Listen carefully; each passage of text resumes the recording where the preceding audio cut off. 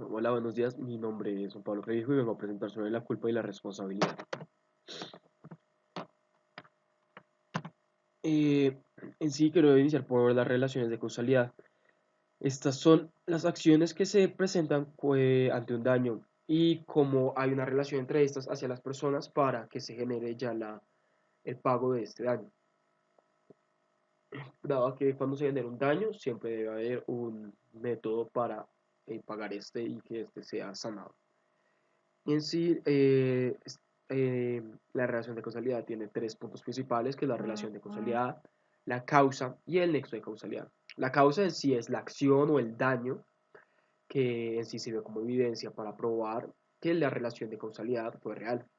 Y el nexo de la causalidad es el sentimiento de lógica o de comprobación de que las cosas sí pasaron de la manera en la cual son expuestas en la relación de causalidad. Las teorías de causa. Está la teoría de equivalencia, que es que los antecedentes de un daño no pueden ser diferenciados. Es decir, que eh, todos los hechos que generan un daño tienen la misma responsabilidad. Y en sí, cuando se genera un daño se dio dado un continuo mal uso, por ejemplo, todos son un mismo mal uso y todos tienen un mismo tipo eh, de responsabilidad de causante esto. La teoría de la causa adecuada es cuando se causa un daño al antecedente que es probable, posible o razonable que lo ocasione. Eso se da cuando se usa la razón o se busca una evidencia ante lo que generó un daño. Eh, en sí es cuando se presentan múltiples escenarios y se busca el más lógico para que éste tome la relación de la causa. La teoría de la causa próxima es el hecho más próximo al daño debe ser su causa. Es similar al de la causa adecuada, dado a que menciona que la relación cercana que pudo haber generado el daño en sí debe ser la que éste lo generó. La teoría de la causa eficiente es cuando el hecho más eficiente es el decisivo. En sí, lo que este menciona, haciendo diferencia a la teoría de equivalencia, es que cuando hay múltiples situaciones que acaban generando un mismo daño, la situación que generó un mayor impacto para causar este daño es la que tiene la responsabilidad de causa. ¿Qué es la responsabilidad? La responsabilidad es la figura jurídica, es cuando una persona tiene la responsabilidad de subsanar un daño. Entonces, en esta situación, la figura jurídica tiene la responsabilidad de restablecer el equilibrio perdido en una situación de derecho. Es decir, cuando, un ejemplo, lo que sucede en los carros chocándose. Cuando dos carros chocan, estos pues tienen un daño. Una persona recibió un daño que viene de la persona que lo chocó.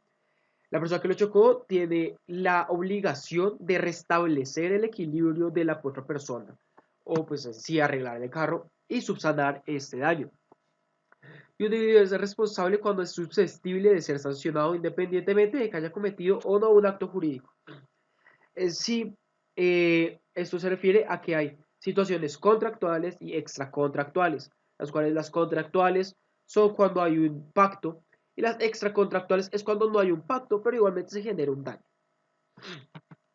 Los cuatro sentidos de responsabilidad son la responsabilidad como obligación. Esto es cuando una persona ya tiene una obligación, un cargo, papel o relación que lo obliga a cumplir algo. Es decir, un ejemplo serían los padres, los cuales tienen un cargo de padre y pues, tienen que responder y tienen la obligación de ser padres, al igual de las escuelas o similares, que ya toman un papel y tienen que cumplir a esto. La responsabilidad es el sentido de factor causal. Algún acto es consecuencia de algún efecto. Eso lo que se refiere es que cuando uno genera una acción y esta acción comienza a generar otras para acabar generando un resultado, tú tomas completamente responsabilidad sobre tu acto. Y también sí acá se da responsabilidad sobre el resultado. Este es independientemente de su acción, si es bueno o malo. Responsabilidad como capacidad. La responsabilidad de la capacidad y como estado mental. A lo que se refiere esto es que cuando tú tomas una responsabilidad como capacidad, es cuando te vuelves responsable de una persona que no tiene las capacidades para tomar cierta responsabilidad o una persona que tiene algún tipo de estado mental deplorable o trastorno. Y la responsabilidad moralmente reprochable es cuando la gente es acreedor de una pena o reproche moral. El acreedor es ya la persona que pone una responsabilidad y pues en sí lo que se refiere es que cuando la persona que tiene la responsabilidad, el acreedor está exigiendo, tiene un cierto nivel de pena o reproche moral, por lo cual el responsable tiene que responderle a este de las múltiples maneras que sean necesarias. Los tipos de responsabilidad en el Código Civil colombiano, algunos son la responsabilidad por ebriedad, cuando una persona ebria genera un daño sin prejuicios de la responsabilidad penal, debe responder por estos daños causados. Esto se refiere a que cuando una persona no es consciente del estado, igualmente genera un daño, sin buscar el daño o sin realmente tener como objetivo generar un daño, tiene igualmente que responder por el daño. No importa de cuáles sean sus objetivos, hubiera sido su estado de conciencia. La responsabilidad por daños causados por personas impubres o con discapacidad mental, como mencionado anteriormente, es cuando un menor de edad o una persona incapaz, alguien más toma sus responsabilidades. Aquí tomas que los menores de 10 años no son capaces de tomar ningún tipo de responsabilidad y estos son completamente responsables de sus figuras de padre o personas responsables que responden por ello. O igualmente es ya cuando una persona con discapacidad mental causa un daño. Esto caerá sobre la persona, el esto, la responsabilidad cae completamente sobre la persona que está a cargo de ellas. Responsabilidad por el hecho ajeno. Esto es cuando se genera una situación similar a la de los padres, tutores o directores que tienen una responsabilidad de cuidar a ciertas personas, ya sean sus hijos o sus estudiantes. Cuando estos se les genera un daño, o se les genera algo o generan un daño bajo la responsabilidad de ellos, ellos deben tomar la responsabilidad de estos daños. La responsabilidad de los padres, ya así como lo dicen, es cuando un padre toma todas las responsabilidades de los daños causados por sus hijos. La responsabilidad por los daños causados por trabajadores. Esto es similar a la presentada por la responsabilidad por el hecho ajeno. Cuando una empresa o un ente contrata trabajadores y esos trabajadores generan un daño. Generan un daño o sí generan un daño. Estos daños que ellos generan debe ser tomado la responsabilidad no por los trabajadores, sino por la empresa o por el contratador. Este debe que responderle a la persona a la cual está generando el trabajo, no los trabajadores. Entonces, la responsabilidad por daños ocasionados por el edificio en ruina. La responsabilidad le compete al dueño del edificio que omite las reparaciones, no a las personas que habiten en el edificio. La responsabilidad por daños causados por animal doméstico. Cuando un animal doméstico genera un daño, la responsabilidad cae sobre el dueño. La responsabilidad por objetos que caen o se arrojan de un edificio. Esta responsabilidad cae sobre todas las personas que viven en esta vivienda, todas las personas del edificio, hasta que se pruebe que solo una de las personas del edificio fue la que generó el daño de un objeto que cae. Continuando con la presentación, eh, presento la responsabilidad contractual. Lo que se menciona la responsabilidad contractual es cuando hay un acuerdo entre dos personas para tomar una responsabilidad. Lo que dices, nace por falta de la diligencia o prevención que deriva de un incumplimiento de un acuerdo generado. Si los puntos principales de la responsabilidad contractual es la existencia de un acuerdo previo eh, y cuando este se rompe o se da cierta acción que acaba generando un cumplimiento de una parcialidad o una totalidad del contrato, se genera eh, ya la responsabilidad de subsanar los daños. ¿Y cómo se prueba la culpa contractual? El acreedor tiene que probar otra cosa más que la existencia de la obligación y que el deudor dejó de incumplir el contrato. A lo que se refiere esto es que tiene que mostrar una evidencia de que existió este acuerdo que puede ser escrito o no escrito, puede ser verbal. Y además él debe demostrar por qué se rompió el contrato, por qué se acabó incumpliendo. Para el deudor extinguir la culpa, él debe mostrar que si dejó de incumplir el contrato no fue su culpa, sino por una causa mayor. Esto ya sea por un desastre natural, por algún tipo de enfermedad de gran escala que contrajo, algún tipo similar, para poder de esa manera extinguir su culpa. Y esto debe ser completamente basado en pruebas y no puede haber una suposición. Las suposiciones no son válidas bajo la prueba conceptual. ¿Cómo se exonera la responsabilidad contractual? Cuando se exonera la responsabilidad contractual. Esto solo se da cuando no se pudo haber prevenido o no se pudo haber evitado este suceso que generó la cancelación del contrato. Como se dio anteriormente, ya sea por una causa mayor, la cual sea que la persona contrajo una enfermedad muy grave, que hubo un desastre natural o ciertas cosas que no se pueden prevenir y que la persona no pudo haber prevenido o no pudo haber tenido en cuenta que iban a pasar para que él sí acabara incumpliendo la parte de su contrato. Por otro lado está la responsabilidad extracontractual. Esta nace de una relación jurídica entre dos personas que no se encuentran unidas con algún contrato. Como mencionaba, eso no requiere un contrato y esta es nacida por la culpa, se diferencia entre las nacidas por la culpa y las nacidas del delito. Las nacidas del delito es cuando ya se genera un daño directo hacia una persona y las nacidas de la culpa es cuando sin buscarle salir el daño, simplemente se presenta una situación que acaba generándole un daño a otra persona. Esto, por ejemplo, podría ser un accidente de carro y se tiene que indemnizar a la persona dañada sin que esa responsabilidad surja por el incumplimiento de un contrato. Un ejemplo de cómo es la responsabilidad extracontractual son los accidentes de carro. Tú cuando vas en un carro y chocas a alguien, tú no tienes ningún contrato con la persona que chocaste, pero dado a la responsabilidad nacida de la culpa que se presenta porque le generaste un daño, tú tienes que responder ante eso.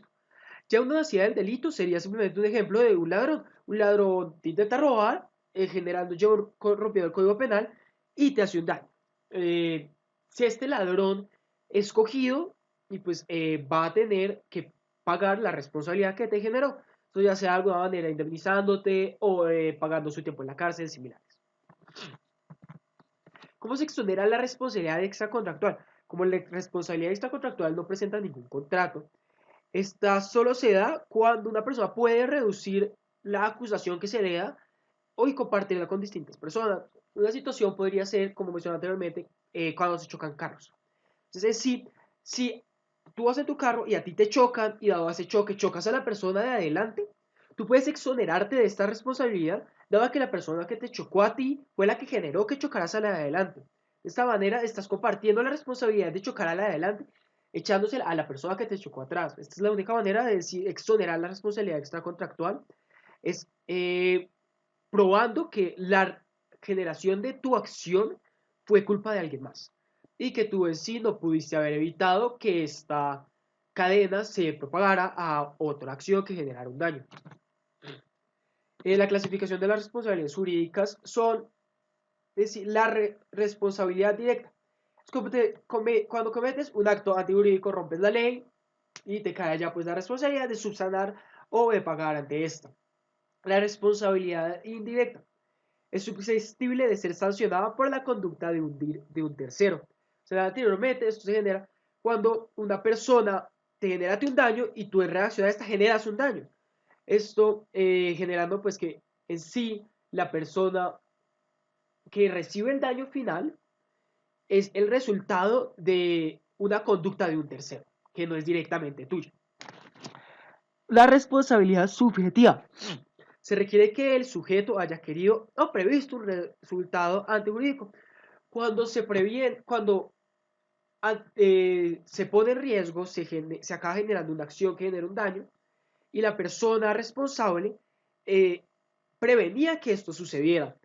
Mientras que la responsabilidad objetiva es el otro lado, cuando un individuo es sancionado independientemente de que haya querido o no generar este acto antijurídico. Algo que se podría presentar acá sería en una obra en el cual uno de los trabajadores se lesiona. La responsabilidad recae sobre la persona encargada de la obra, la cual no buscaba que la persona, no prevenía que la persona se fuera a lesionar, generándole un daño, pero en sí él debe tomar la responsabilidad de esto, viéndose una responsabilidad objetiva. Si es similar, va con la teoría del riesgo. A lo que se aplica la teoría del riesgo generalmente es el campo de responsabilidad extracontractual. Entonces se hace la responsabilidad de las personas que involucran en el daño ocurrido a otra persona, sin haber tenido tal persona que soportar el daño ocasionado. Simplemente sí es el riesgo a la que la persona se expuso. Un ejemplo de una responsabilidad contractual sería de una teoría del riesgo serían los que un trabajador entra a una obra sin su casco. Esto poniéndolo en el riesgo de que se le caiga algo encima y lo mate. No, esta persona podría generar un tipo de demanda para que la persona encargada de la obra tenga una responsabilidad ante el riesgo al cual este obrero fue sometido. Porque en sí, el obrero, aunque no sufrió ningún daño, estuvo un riesgo constante de que algo le sucediera. Y él puede poner esta responsabilidad del riesgo que él tomó ante otra persona, las cuales son los encargados. Y sí también puede ser los responsables de que este riesgo se genere. Y las características para identificar una responsabilidad de riesgo son 4, que es que existe un riesgo de daño que se encuentre más allá del ordinario riesgo que implica toda actividad humana. Esto se presiona es cuando una persona acaba haciendo una acción que tiene más allá factores que pueden pasar que la actividad humana. Es decir, como mencionaba, volviendo al ejemplo de la obra, el dueño de la obra, el encargado, deja entrar un obrero sin casco. Y este obrero pasa un terremoto y se le cae un ladrillo encima y se muere. Esto mostrando que no fue ninguna acción humana la que generó esto, pero se presentó una acción de riesgo y en sí el mismo encargado es el que tiene que tomar la responsabilidad. La actividad riesgosa debe ser permitida por el derecho penal o buenas costumbres, es decir, que no se debe generar ninguna acción que rompa la justicia, pero pone riesgo o genera un riesgo ante las otras personas. El ejemplo aquí sería el porte de armas de alto calibre, que sí puede ser permitido por la justicia, pero es un riesgo para las personas que están a su alrededor. Y así aplicando la teoría de riesgo de que podría generar que esas personas vayan con un porte de armas de alto calibre y el riesgo que esto presenta. La diligencia y cuidado no libera de responsabilidad. Esto significa que, volviendo al ejemplo de la obra, no importa si el obrero es muy cuidadoso o hace todo de una manera correcta para que al obrero no le pase nada, igualmente el obrero sigue estando en riesgo y se va a generar una responsabilidad porque el obrero no tenía la instrumentaria necesaria para salir de este riesgo. Como última, yo solo queda como última característica, es en la teoría del riesgo lo relevante es saber quiénes crearon el riesgo y no materialmente qué lo causó.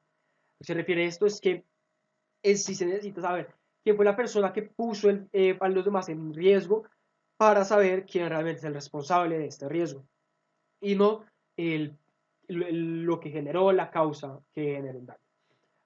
Para ponerlo más fácil, se vuelve al ejemplo de la construcción. Cuando entra el obrero sin el casco, este está en riesgo. Se debe saber es quién permitió, quién dejó, quién obligó que el trabajador entrara a la obra sin el casco y no porque se le cayó un ladrillo en la cabeza. Y lo relevante es saber quién puso al obrero en este riesgo de entrar a una obra sin casco. Perfecto, continuando. Para acabar, del tema positiva es la responsabilidad civil por actividad peligrosa.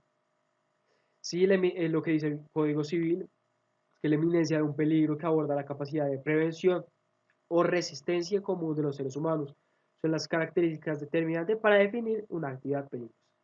El peligro es un concepto indeterminado y por lo tanto solo puede ser establecido por un juez. Es decir, que cuando se genera una actividad que acaba poniendo en riesgo una persona, como el ejemplo acá que pongo, de las personas limpiando vidrios, y estas personas acaban presentando una demanda para buscar una responsabilidad de alguien más. El juez es el que debe establecer si realmente en sí se genera un peligro haciendo esta acción. si no había las medidas de seguridad necesarias, si había alguna falencia en esto, si las personas estaban capacitadas para realizar esta acción de peligro.